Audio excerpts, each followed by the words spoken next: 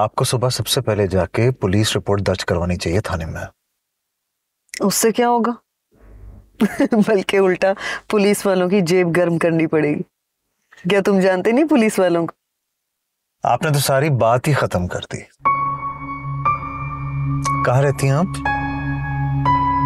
10 थोड़ा आगे। वैसे मुझे लगता है कि हमने चोरों के लिए जितनी सजाएं इजाद कर रखी हैं वो सब बेकार हैं, क्योंकि अगर एक दफा किसी को गुनाह या जुर्म की आदत डल जाए तो फिर खत्म नहीं हो सकती। ठीक कह रही हूँ ना? शायद हाँ, शायद नहीं।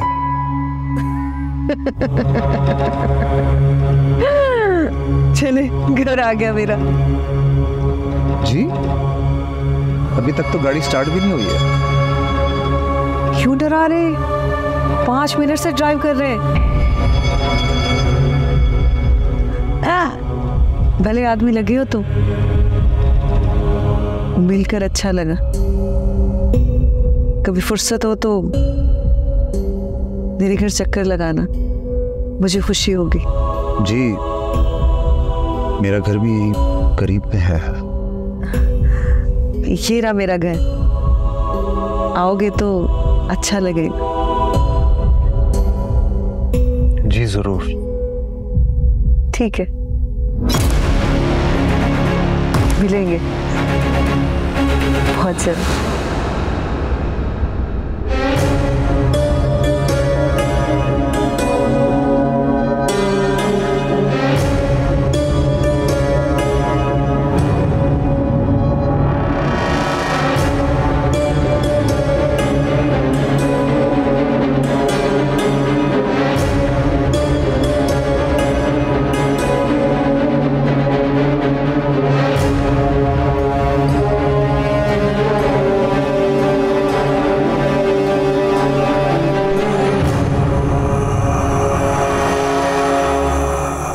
अब तुम्हें यहाँ आना ही होगा।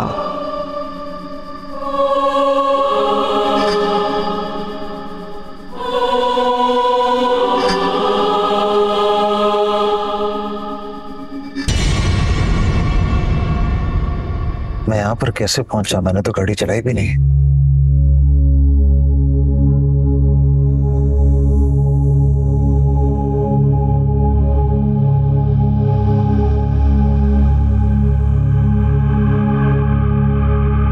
हेलो।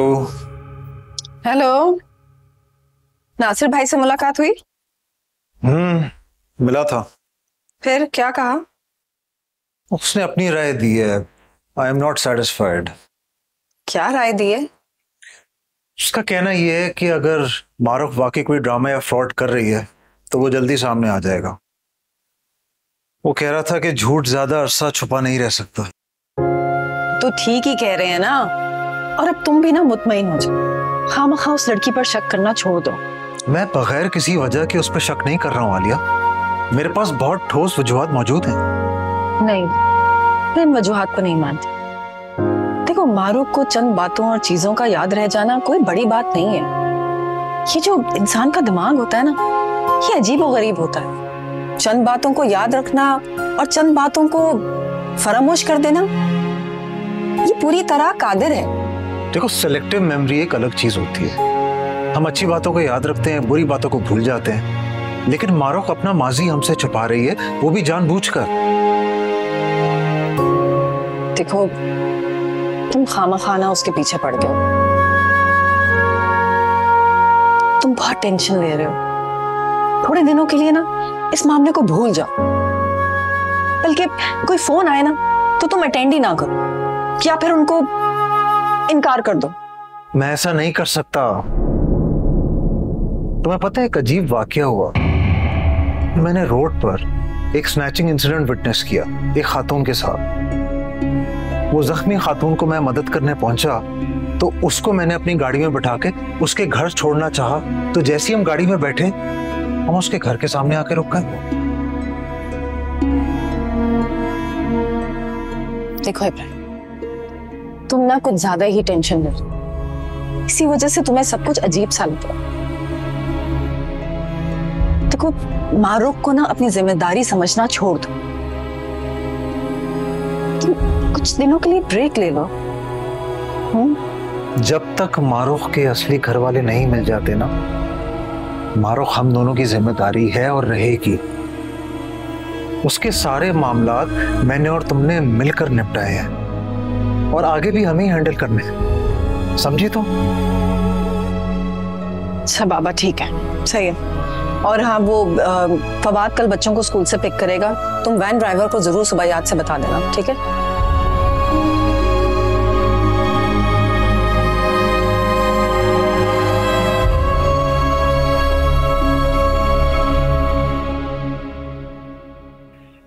ह्यूमन ट्रैफिकिंग के केसेस बहुत ज्यादा बढ़ने लगे हैं। मासूम लड़कियों को पैसों का लालच देकर वरगला कर उनको दुबई स्मगल कर देते हैं और फिर से गलत काम करवाते हैं। ओह माय गॉड आलिया, लोग पैसों की हवस में ना जाने क्या से क्या कर रहे हैं। हाँ, बहुत डर लगने लगा है। हालांकि वकील हूँ, लेकिन बहुत परेशान हो जाती हूँ इन केसेस के बारे में सुनकर। सच में। वैसे अगर हम जैसे लोग ऐसे फ्रॉड्स की बातों में आ सकते हैं तो फिर आम पब्लिक तो वाकई बेचारी है, नहीं? हाँ, तभी तो फ्रॉड के केसेस में इजाफा होता चला जा रहा है। ऐसे प्रिटेंड करते हैं कि सामने वाला अपना सब कुछ गंवा बैठता है। एग्जैक्टली, बिल्कुल सही कह रही हो तुम। वैसे मारो को किसी दिन ऑफिस लाओ ना, हम भी मिल लेंगे। मारो को घर के काम करने में बहुत मजा आता है। वो एक मिनट भी सुकून से नहीं बैठती। यहाँ पर आएगी ना तो बोर हो जाएगी। वैसे काफी हेल्प हो जाती है तुम्हारी, नहीं? हाँ, ये तो है। ओके मिस साइमा, बहुत गॉसिप कर ली हमने। अब हमारे कोर्ट में जो केसेस लगे हुए उनकी फाइल्स मुझे लाकर दे दें ताकि मैं उनको स्टडी तो कर लूं। ठीक है, मैं अभी लाती हूँ।